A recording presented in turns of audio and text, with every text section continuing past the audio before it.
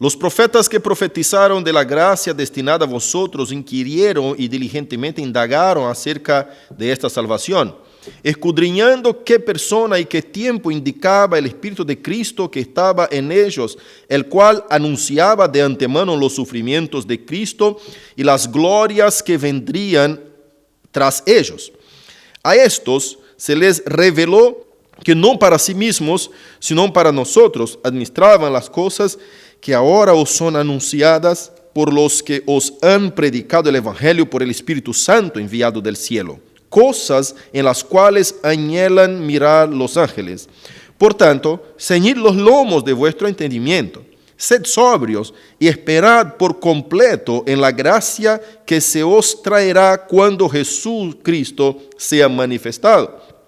Como hijos obedientes, no os conforméis a los deseos que antes teníais estando en vuestra ignorancia, sino como aquel que os llamó es santo, sed también vosotros santos en toda vuestra manera de vivir. Porque escrito está, sed santos porque yo soy santo. Y si invocáis por Padre a aquel que sin acepción de persona juzga según la obra de cada uno, conducíos en temor todo el tiempo de vuestra peregrinación, sabiendo que fuisteis rescatados de vuestra vana manera de vivir, la cual recibisteis de vuestros padres, no con cosas corruptibles como oro o plata, sino con la sangre preciosa de Cristo, como de un cordero sin mancha y sin contaminación, y ya destinado desde antes de la fundación del mundo, pero manifestado en los postreros tiempos por amor de vosotros, y mediante el cual creéis en Dios, quien le resucitó de los muertos y le ha dado gloria, para que vuestra fe y esperanza sean en Dios, habiendo purificado vuestras almas por la obediencia a la verdad mediante el Espíritu, para el amor fraternal no fingido. Amaos unos a otros entrañablemente de corazón puro, siendo renacidos no de simiente corruptible, sino de incorruptible por la palabra de Dios, que vive y permanece para siempre. Porque toda carne es como hierba y toda la gloria del hombre como flor de la hierba. La hierba se seca y la flor se cae, mas la palabra del Señor permanece para siempre. Amén. Y esta es la palabra que por el Evangelio os ha sido anunciada. Amén. Cierre tus ojos, vamos a orar. Querido Dios, en esta mañana estamos en tu presencia. Te suplicamos, te imploramos, te pedimos, Señor, por tu gracia. Habla a nuestro corazón, ministra, Señor, a través de tu Santo Espíritu. Tu palabra y tu Espíritu actúan conjuntamente en nuestras vidas y nos hace cambiar. Nos hace, Señor, transformar la vida, la manera de pensar, la manera de vivir. Oh Dios, por favor, te suplicamos, ten de nosotros misericordia y alcánzanos con tu Santo Espíritu a fin de que seamos convertidos y no convencidos, sino que convertidos por tu poderosa palabra. Amén y amén. Aleluya. Hermanos, la idea central de la primera epístola, no de la primera epístola entera, sino que del capítulo 1, que estamos cerrando el capítulo 1. La idea central de la primera epístola ya hablé en las reuniones pasadas, ¿no? Pero del capítulo 1, apenas el capítulo 1, nosotros ahora lo terminamos, y Pedro tiene como propósito mostrar la soberanía de Dios sobre el plan de salvación del inicio al fin de la historia. Y también nos expone el control divino sobre los sucesos de dicho plan. Pedro desarrolla un esquema pedagógico enseñándonos en el cual él ministra de forma clara desde el momento de la eternidad pasada, que sería elección, hasta la eternidad futura, si es que podemos nombrar de esa forma, que sería la consumación, o post consumación, que sería después de la segunda venida de Cristo, lo que sucede como una persona es salvada, el proceso de paso a paso por el cual una persona recibe salvación. Pedro hace ese desarrollo y yo les voy a mostrar de forma rápida desde el versículo 1 hasta el final del capítulo 1. ¿Cómo Pedro hace eso? Nosotros ya vimos eso, ya demos una buena mirada, una buena estudiada, pero yo puedo decir que el proceso con que Pedro desarrolla esa enseñanza se divide en dos partes. La primera es el proceso salvífico, ¿no? Que va hasta el versículo 12. Y después él desarrolla las advertencias al salvado, aquel que es salvo, del versículo 13 hasta el 25. Pero mira conmigo el proceso salvífico, cómo Pedro lo presenta, cómo Pedro lo desarrolla. Primero, el apóstol Pedro habla de la elección que está, si usted puede mirar conmigo, en el versículo 2, que cuando dice elegidos según la presencia del Dios Padre. Entonces él enfatiza bastante que la salvación del creyente, del salvado, viene desde la elección, es decir, desde una eternidad pasada. ¿Por qué digo eternidad pasada entre comillas? Porque eternidad no hay ni pasado, ni presente, ni futuro. Eternidad es eternidad y es una conciencia que a nosotros nos falta comprensión completa y perfecta de lo que es eternidad, porque cuando pensamos en eternidad pensamos en tiempo, en inicio y fin de tiempo, pero la palabra eternidad es como el alfa y la omega, no tiene ni inicio ni fin. Dios es eterno, Él no tiene ni inicio ni fin. Entonces es como decir, cuando empezó todas esas cosas, allá en la eternidad de Dios, ¿no? Decimos eternidad pasada para tener una idea como seres humanos, pero ¿cómo empezó y cuándo arrancó todas las cosas? El apóstol Pedro nos presenta y nos dice, arrancó con la elección. La salvación del creyente arranca con la elección.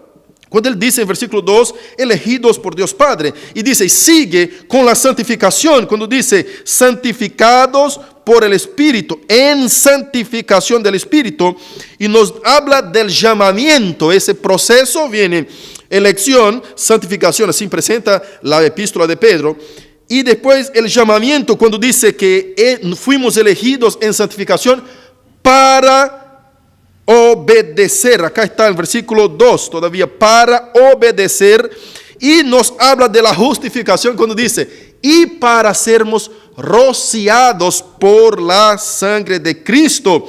Eso habla de una justificación, todo eso en el versículo 2.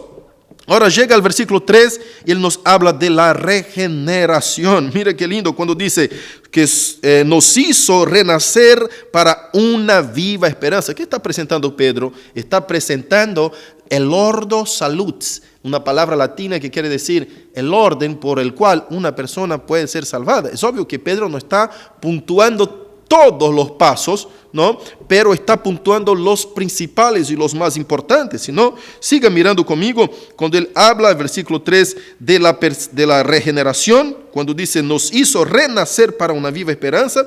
Y el versículo 5 sigue diciendo acerca de la perseverancia, cuando dice que sois guardados por el poder de Dios. Qué cosa tremenda. Dios nos elige, nos santifica, nos llama, nos justifica, nos regenera, nos guarda por su poder. Así que el creyente no es sostenido por medio de sus fuerzas o su esfuerzo, sino que su esfuerzo demuestra nada más que su fe, que es el medio por el cual nosotros podemos llegar a sermos salvados con arrepentimiento. Si no, mira conmigo cuando él habla de la fe, aún en el versículo 5, que dice, mediante la fe. Y nos habla de que todo ese conjunto nos lleva a un destino final, para alcanzar salvación. Está en el versículo 5, que está preparada para ser manifestada en el tiempo postrero. Y cierra al final del versículo 9, hablando que todas ese conjunto nos da un sentido y el verdadero significado, hablándonos con todas las palabras, que el fin de nuestra fe es la salvación de nuestras almas. Entonces, ese conjunto completo del proceso salvífico no es para un goce, una alegría terrenal, no es para conquistar algunas cosas o alcanzar bendición material, no. No es para una mejora de un sueldo o una conquista emocional, no es para el éxito de mi negocio o un logro en el matrimonio. No es para una sanación física o algo que resulte vivir conforme o más confortablemente en ese mundo. No. Pedro está diciendo con todas las palabras, versículo 9, que el fin de nuestra fe, que es el medio que nos lleva a Cristo, que es la misma gracia en persona, es la salvación de nuestras almas. Cuando Pedro nos dice eso, muchas veces vemos que la iglesia está confundida respecto a lo que es la verdadera fe o la verdadera salvación. Somos salvados por Cristo, pero ¿somos salvados de qué? A veces las personas no comprenden, no saben de qué son salvadas, y los falsos profetas se encargan de trabajar y acercar a las personas con una falsa enseñanza o una falsa tarjeta de invitación a la salvación, diciendo y predicando sanaciones emocionales, sanaciones físicas, bendición material, una mejora de vida, una alegría en su matrimonio, una paz y una alegría terrenal sin ningún problema, que todos tus problemas serán terminados. La verdad, ese es el trabajo del falso profeta. Y el falso profeta está trabajando y llenando sus templos y sus iglesias de gente con sus necesidades reales en este mundo terrenal, pensando que toda la vida y todo el resultado de la fe es para darle un gozo terrenal y vivir una vida mejor acá. Yo le digo al falso profeta ese que enseña esa clase de cosas en sus iglesias, la paz y la alegría sin duda son frutos del Espíritu, seguramente vendrán en la vida del creyente, pero no es legítimo usar de estos frutos para tu tarjeta de invitación a la salvación. Porque estos frutos aparecerán justo en los momentos de tribulación y persecución que usted omitiste decir a tus oyentes. Nosotros no venimos a Cristo por un estilo de vida alegre.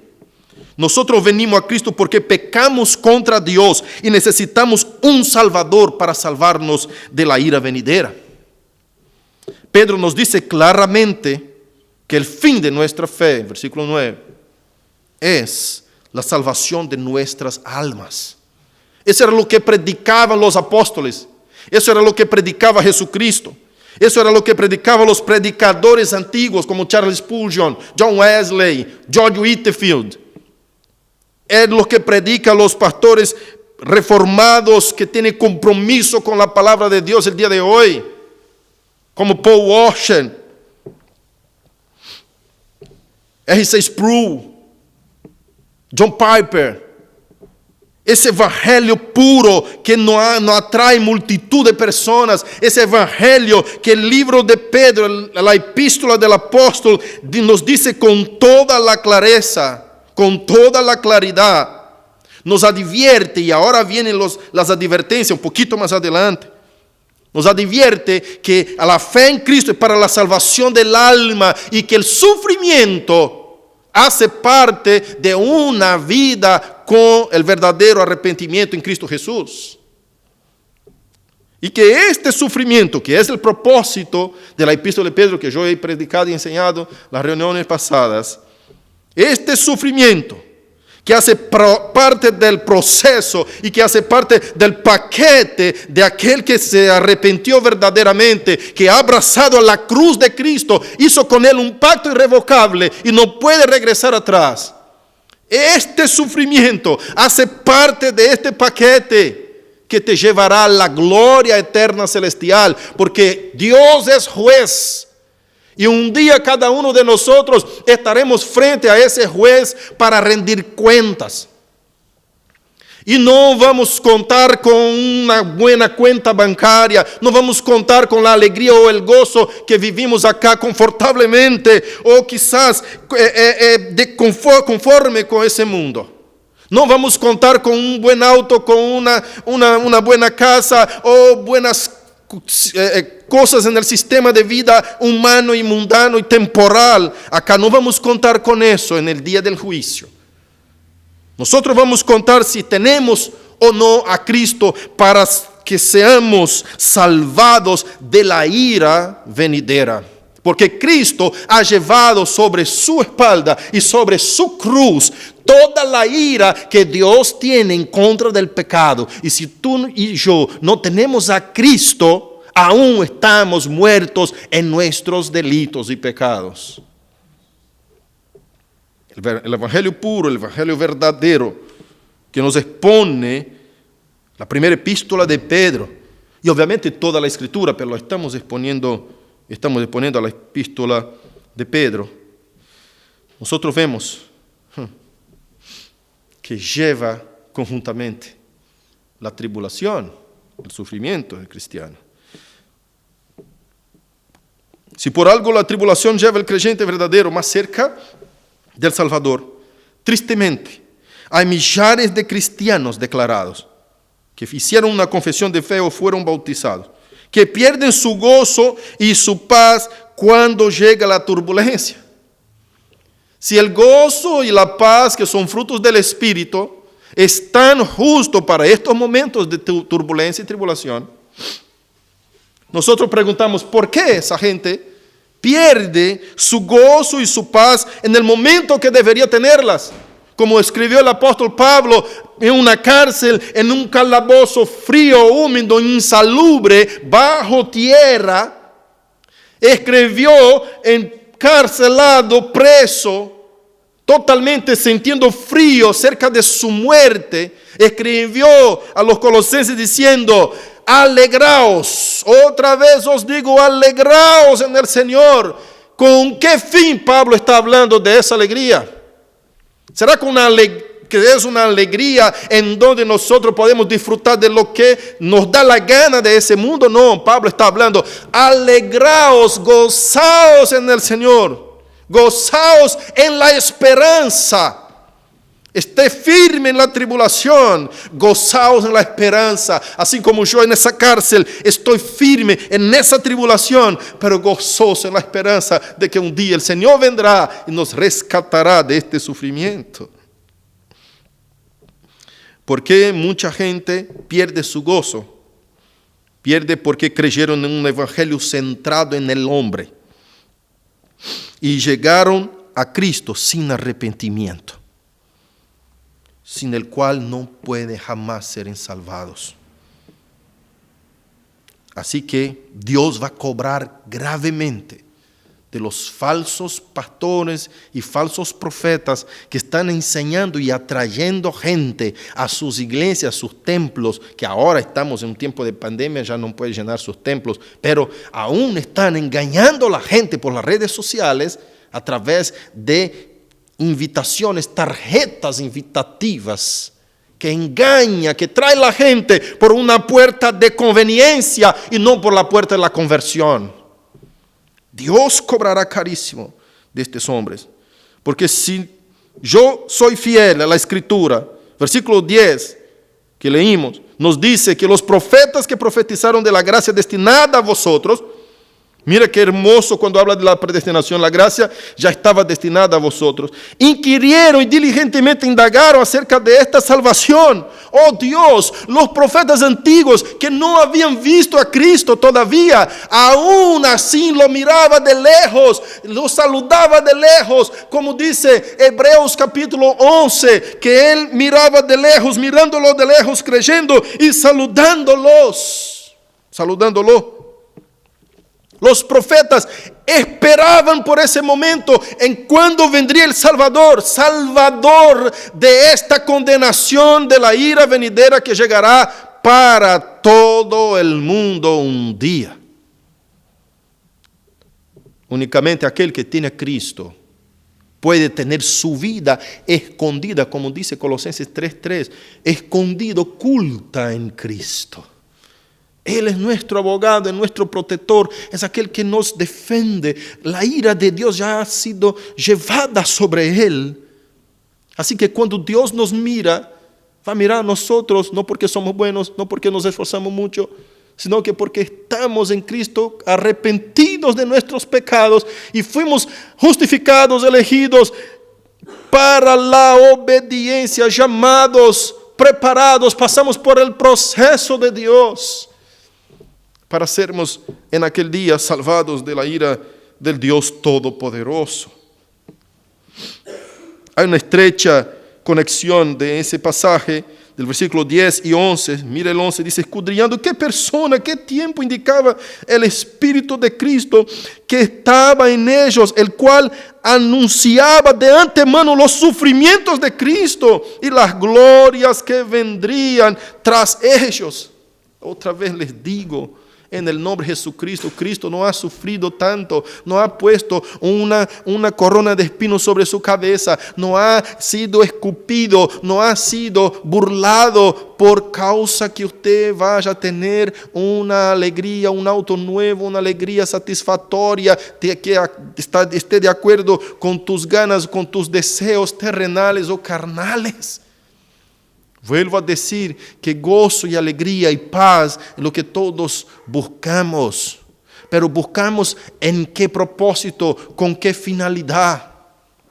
Con la finalidad de alcanzar la vida eterna en Dios o con la finalidad de tener una vida acá en esa tierra conforme, confortable.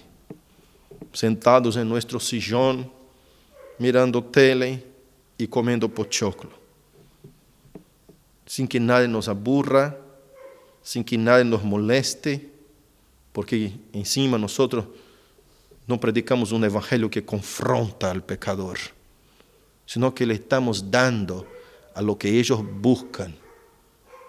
Y hay pastores que están atendiendo a la demanda, conforme dice 2 Timoteo capítulo 4. Habrán días que no sufrirán la sana doctrina, sino que ajuntarán, amontonarán para sí maestros según sus propias concupiscencias. Y teniendo comezón de oír, no solamente despreciarán, rechazarán la verdad, sino que apegaránse a la mentira y la amarán. Ahí ando yo. Porque veo a la gente amando a la mentira y odiando a la verdad.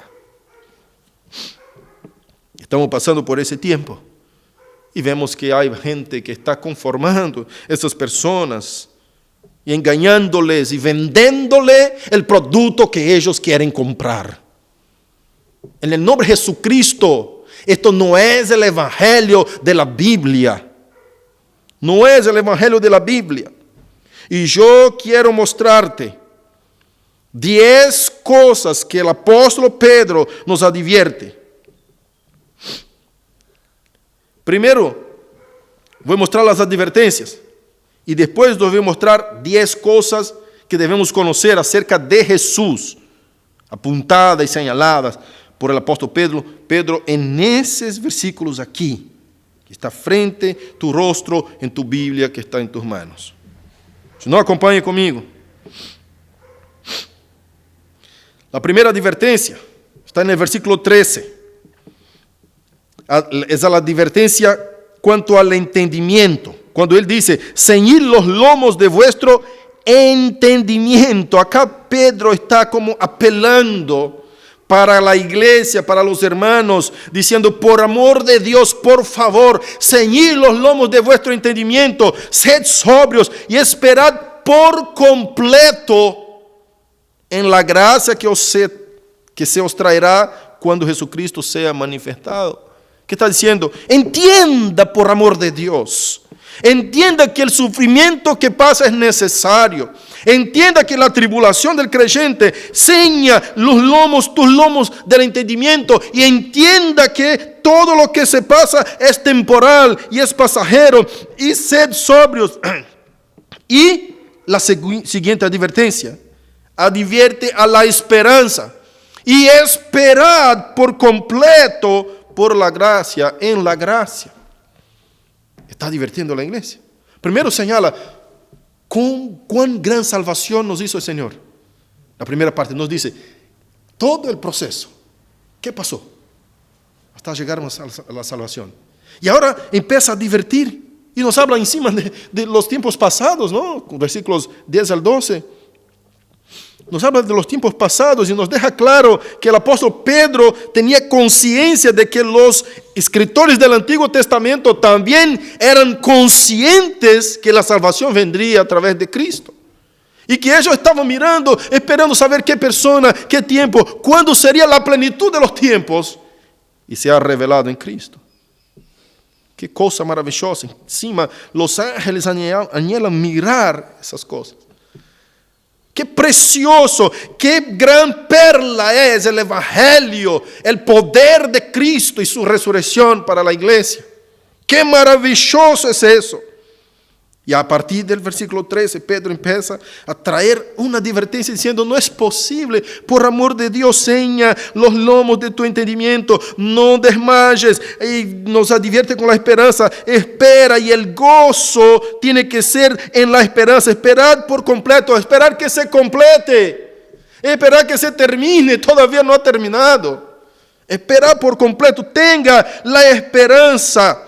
Tenga la esperanza en la segunda venida del Señor, que nos habla repetidamente.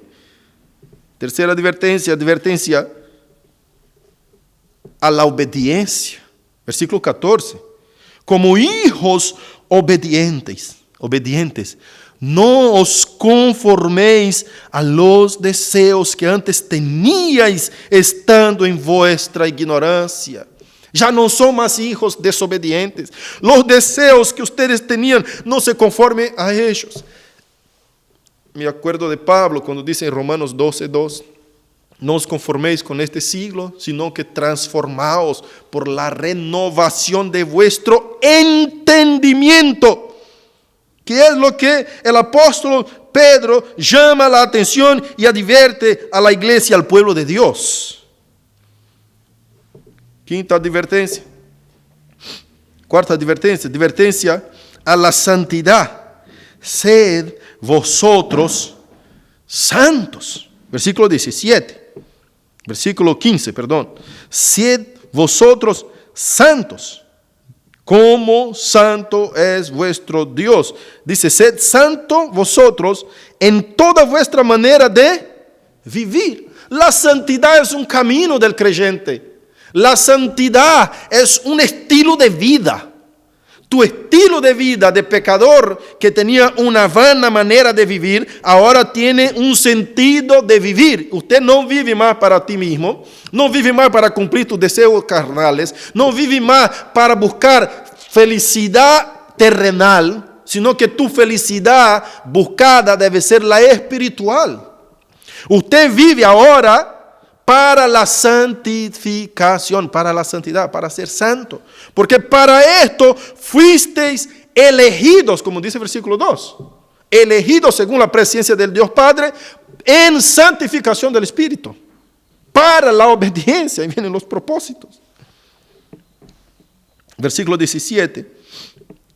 La quinta advertencia nos advierte acerca del temor. Conducíos en temor todo el tiempo. Si nosotros sabemos, versículo 17, que y si ustedes invocan que a este Padre que juzga según ningún mérito humano, sin acepción de persona, no sea judío o griego, sea rico, pobre, Dios no hace acepción en el juicio, Dios juzga a todos igualmente sin considerar mérito propio. Si no tiene a Cristo, tu juicio será la condenación, porque Juan capítulo 3 dice, no es que estamos condenando a las personas, sino que dice el texto que ya están condenadas. El que no cree en el Hijo unigénito de Dios. Y al final, sexta advertencia, advierte acerca del conocimiento. El conocimiento habla en el versículo 18, cuando él dice así,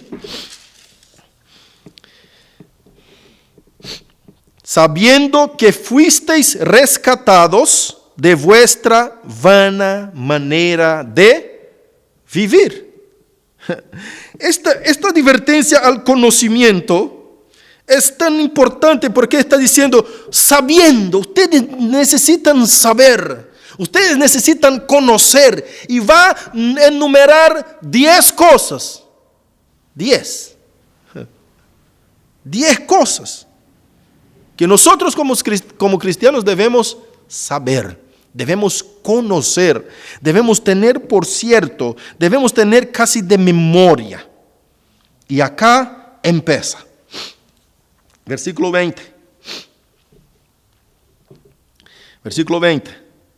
Dice, acerca de la predestinación de Cristo.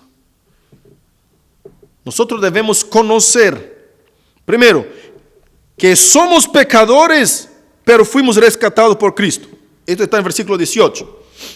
Que fuisteis rescatados de vuestra manera de vivir, la cual recibisteis de vuestros padres, no con cosas corruptibles como oro o plata, sino con la sangre preciosa de Cristo. Es decir, nosotros teníamos una vana manera de vivir, éramos pecadores, aborrecedores de Dios, rechazábamos al Evangelio, desconocíamos los patriarcas, desconocíamos a toda la historia de la iglesia de la salvación, desconocíamos los pactos, las promesas, no éramos hijos de Dios, desconocíamos totalmente, pero Dios por su gran amor nos ha adoptado hijos, conforme dice el libro de Efesios capítulo 1.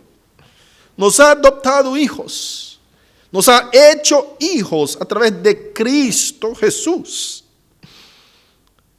Y la primera cosa que debemos saber es que ese Jesús ya estaba predestinado, estaba destinado antes de la fundación del mundo. Ser destinado antes de la fundación del mundo es estar predestinado.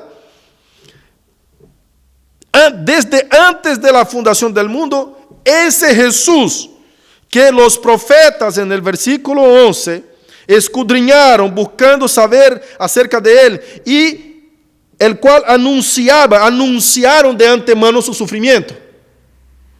Este anuncio de antemano de los sufrimientos de Cristo ya estaba, según Pedro, destinado desde antes de la fundación del mundo. Es decir, nosotros como iglesia del Señor Jesucristo, como verdadero creyente, como verdadero arrepentido, debemos tener conocimiento claro de eso.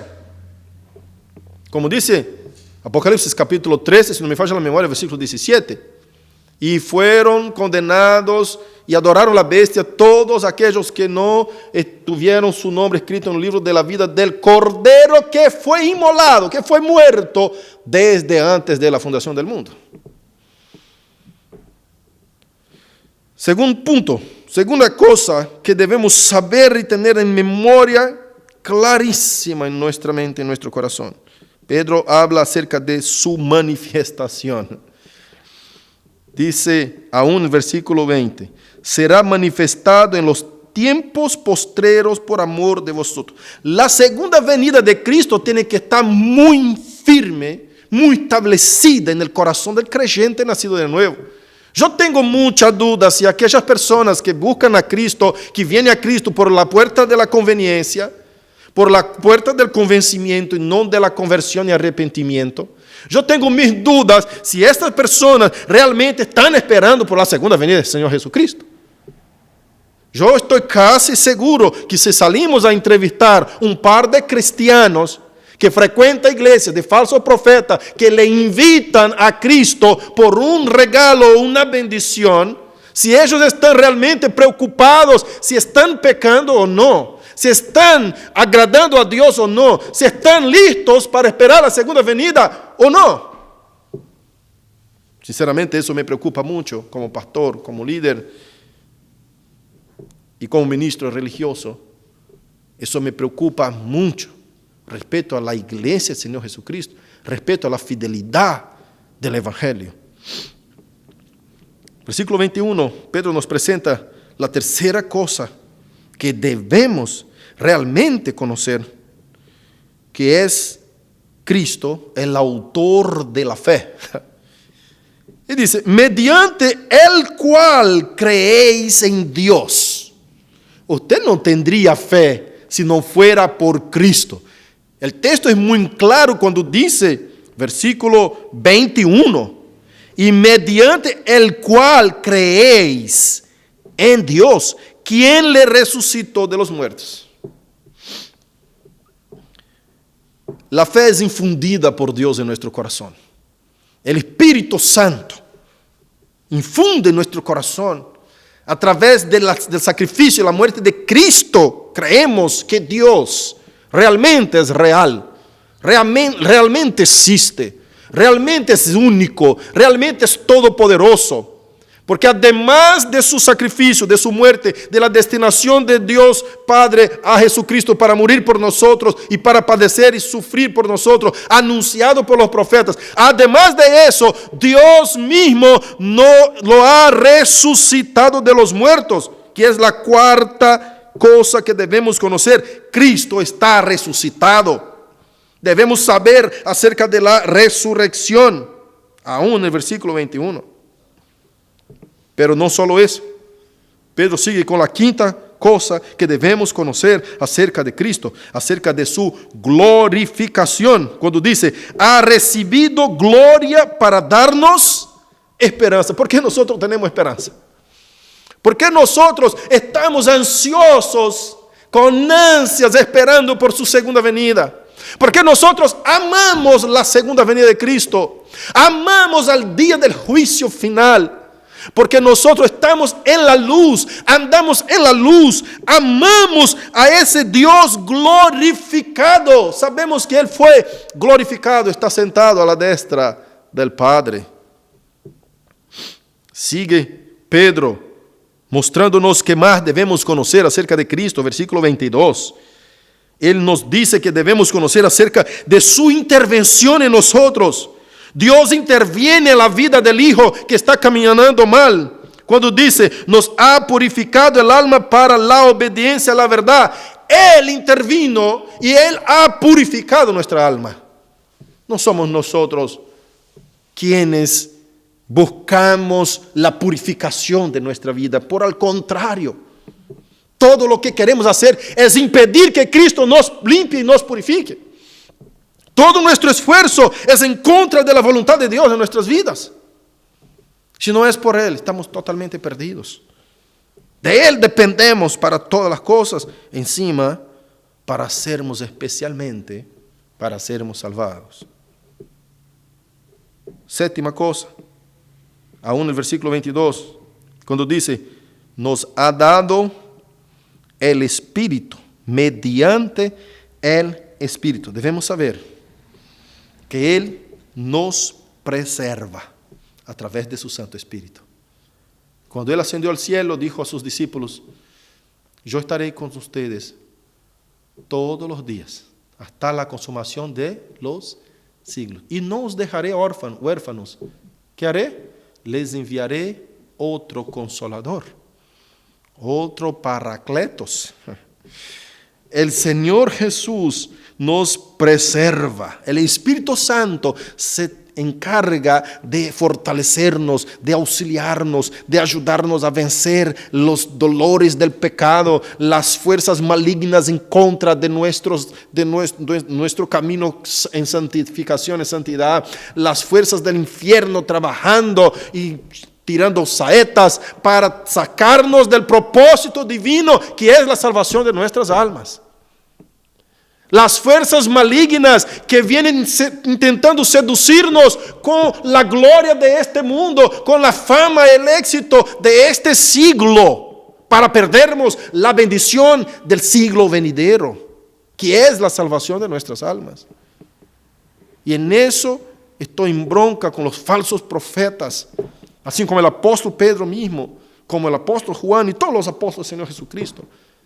Peleaba en contra de los falsos profetas, porque viene sembrando malas enseñanzas a fin de que el corazón de la gente empiece a amar a las riquezas terrenales, a Mamón, y no servir a Dios con esas riquezas, haciendo amigos de riquezas injustas, como dice Lucas 16, para que tenga moradas eternas.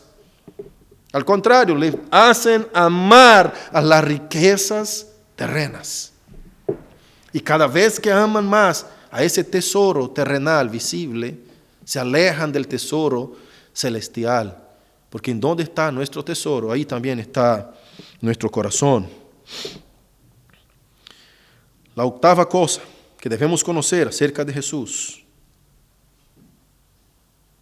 que también hace parte de las advertencias acerca del conocimiento que Pedro nos está enseñando, aún está en el versículo 22, que es el amor de Dios y de Cristo para con nosotros. Y el amor ese debe ser aplicado de tal manera en nuestra vida que debemos reflejarlo, reproducirlo y amar entrañablemente con amor no fingido unos a otros.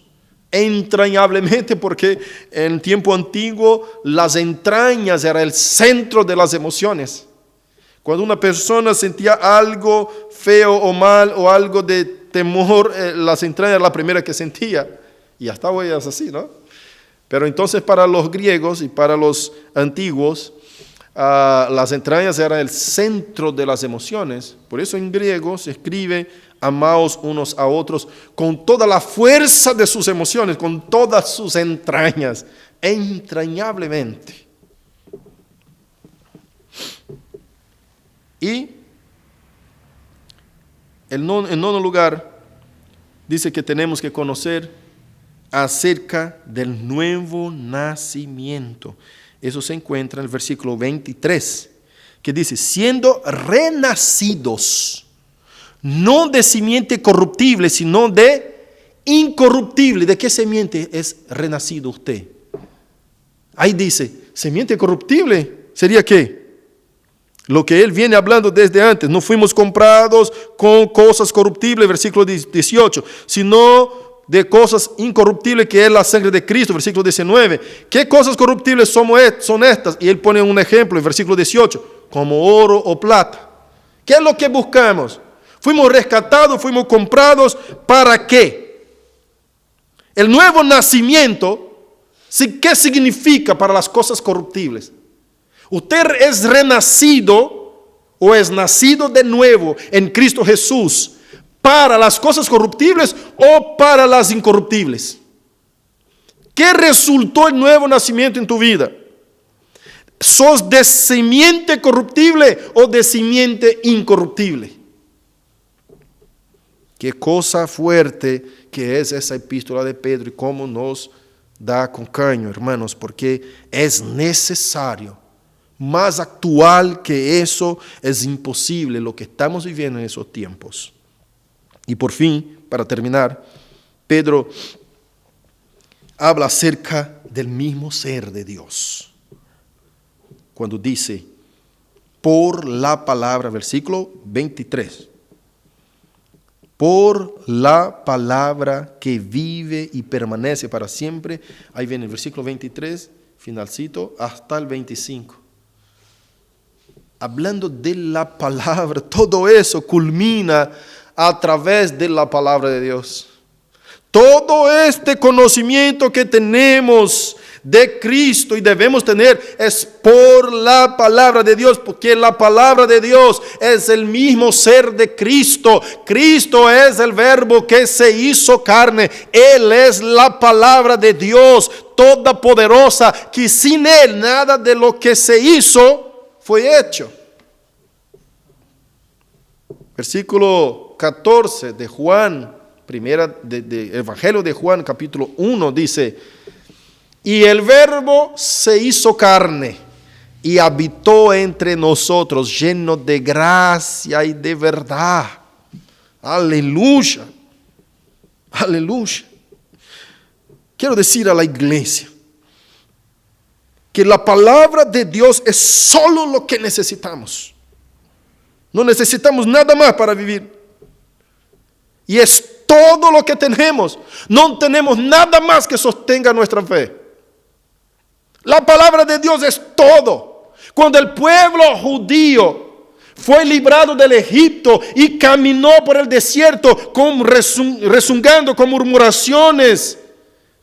Y empieza a reclamar por los condimentos, por la vida terrenal, por las bendiciones materiales, sin entender que el destino de ellos es la patria celestial, la tierra de Canaán prometida, que figura la vida eterna. Empezaron el camino que debería ser camino de santificación, que es lo que estamos pasando, viviendo. Ellos empezaron a murmurar, a rezongar y a reclamar por lo que tenía en el Egipto, en la esclavitud. Pero no fue por falta de un profeta de Dios hablándole la verdad. Porque también teniendo profetas de Dios hablando la verdad, que eran Moisés y Aarón, habían también otros que le hablaban mentira, como Coré.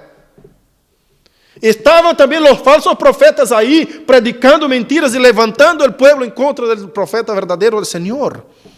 Así que el profeta de Dios, cuando predica la verdad en fidelidad a la Escritura y a lo que Dios dijo a él, es la verdad muchas veces tenido como el que está equivocado, como fue el desafío de Jeremías, cuando tuvo que decir a los falsos profetas que decían, no, esa tempestad va a pasar, ese problema, esa tribulación ya está pasando, Dios los va a bendecir. Y vino él, tuvo que derrubar todo ese argumento maligno diciendo, no, Dios no está hablando a través de ustedes, ustedes están hablando por sí mismos, porque Dios no dijo eso. Dios sí va a destruir y va a quemar y va a poner abajo Jerusalén. Babilonia va a tomar todo eso, va a quemar. El rey Nabucodonosor va a ser rey sobre toda la tierra.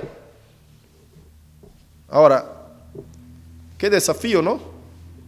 Primero, derrumbar el argumento de los falsos profetas. Y segundo, convencer a la gente de que él habla por Dios. Y que esos falsos profetas, que decían justo lo que a la gente le gustaba escuchar, no estaba hablando de parte de Dios. Es un gran desafío. Creo que ese gran desafío tenemos el día de hoy. Y también tenía Moisés y Aarón ahí en el camino para el desierto. Y cuando el pueblo rezongaba y reclamaba, Moisés buscó a Dios, dijo, Señor, ¿qué está pasando? Entonces el Señor le dijo, les voy a mandar maná, Moisés, para que coman en el desierto. ¿Y qué hago yo? Apenas haga lo que yo te digo. Y cuando llegó el maná, y la gente empezó a comer el maná, cuando vieron el maná por primera vez, le preguntaron, ¿qué es eso? Y el Señor dijo, eso es el maná. Es una comida que ni ustedes ni vuestros padres jamás conocieron. Y yo les doy esta comida para que ustedes coman, para los humillar, para que sepan que no solo de pan vivirá el hombre, sino de toda la palabra que sale de la boca de Jehová. Todo lo que nosotros necesitamos es la palabra de Dios. No necesitamos buscar nada más que la palabra de Dios y la obediencia al Evangelio puro y fiel a la Escritura. Nada más. Nada más. Y yo termino con eso. Con la misma angustia de Pedro. Y con el mismo reto de Pedro a la iglesia, diciendo, por amor de Dios, comprenda estos misterios que serán revelados por completo en la segunda venida. Comprendan por amor de Dios. Está la iglesia predicando al mundo. Están los pastores, los profetas que están de acuerdo a la Escritura, que están buscando fidelidad a la Escritura, que escudriñan la Escritura día y noche, que la estudian, que la esminuza con el celo, con el amor, con el cuidado de no equivocarse, sin preocupar con que usted se ofenda o no, sino que con decir la verdad del Evangelio, con que esta salvación llegue a tu corazón, para que seas salvado de la ira venidera, cuando venga el Señor Jesucristo en los cielos, con poder y gran gloria, y sus ángeles con Él. Por favor, escuche el mensaje del Evangelio, y arrepiéntate de tus pecados, arrepiéntate de tus errores, cambia tu estilo de vida.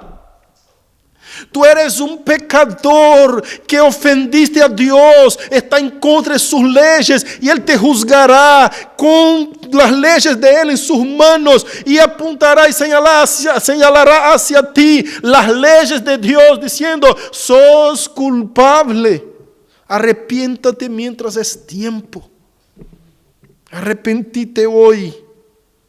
Y yo te pregunto, ¿cómo usted ha esperado, ha confiado en la verdad? ¿Cómo usted ha esperado por la segunda venida? ¿Cómo usted ha esperado en Cristo? ¿Cuál es el fin de tu salvación? ¿Cuál es el final? El propósito, el objetivo de tu fe. ¿Es la salvación? ¿O es tener una vida placentera en ese mundo? Me recuerdo Romanos 12, versículo 12, cuando Pablo dijo: gozosos en la esperanza, sufridos en la tribulación, constantes en la oración. ¿Cuál es el fin de tu fe?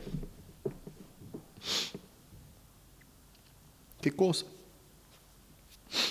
Tenía muchas otras cosas para hablar, pero quiero que el Espíritu Santo siga hablando en tu corazón, no yo. Cierre tus ojos, vamos a orar. Vamos a pedir a Dios que entendamos que todo lo que necesitamos y todo lo que tenemos es su palabra. La palabra poderosa de su poder para convertir el alma y el corazón. Yo sé, iglesia, que yo llego a los oídos, pero el Espíritu Santo llega al corazón. Hermanos, en nombre de Jesús, cierre tus ojos, oremos. Querido Dios, te suplicamos y te pedimos en esta mañana